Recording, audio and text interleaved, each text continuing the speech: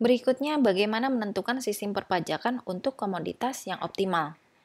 Seorang ekonom bernama Frank Ramsey merumuskan masalah perpajakan yang optimal berdasarkan pertanyaan, bagaimana kita dapat meningkatkan pendapatan tertentu dengan distorsi yang paling kecil. Dengan kata lain, bagaimana seharusnya pemerintah menetapkan tarif pajaknya pada sekumpulan komoditas untuk meminimalkan dead weight loss. Itu yang dimaksud dengan perpajakan komoditas yang optimal. Menurut Ramsey, pemerintah seharusnya menetapkan pajak di seluruh komoditas atau di sebanyak mungkin komoditas sehingga rasio marginal dead weight loss terhadap pendapatan marginal dari setiap komoditas adalah sama. Secara matematis mengikuti rumus ini ya. Di mana lambda adalah nilai setiap dolar tambahan di tangan pemerintah relatif terhadap penggunaan terbaiknya di sektor swasta. Nilai lambda yang besar berarti tambahan pendapatan pemerintah relatif lebih bernilai jika dibandingkan dengan nilai uang tersebut di tangan pribadi.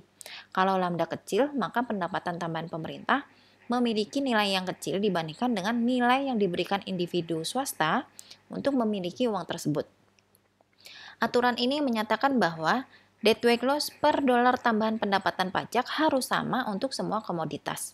Kalau pajak atas barang A memiliki marginal DWL per MR yang lebih tinggi dari rasio marginal DWL dengan MR dari pajak barang B, barang pajak A menyebabkan lebih banyak inefisiensi per dolar pendapatan. Karena pasti marginal DWL-nya lebih tinggi. Ingat bahwa marginal DWL adalah fungsi positif dari tarif pajak. Pajak yang lebih tinggi mengarah ke dead weight loss yang lebih tinggi karena menjauhkan pasar dari kompetitif equilibriumnya.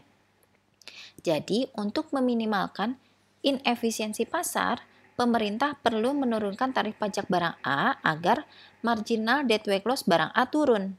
Sebaliknya, pemerintah perlu menaikkan tarif pajak barang B yang berimplikasi pada kenaikan marginal DWL.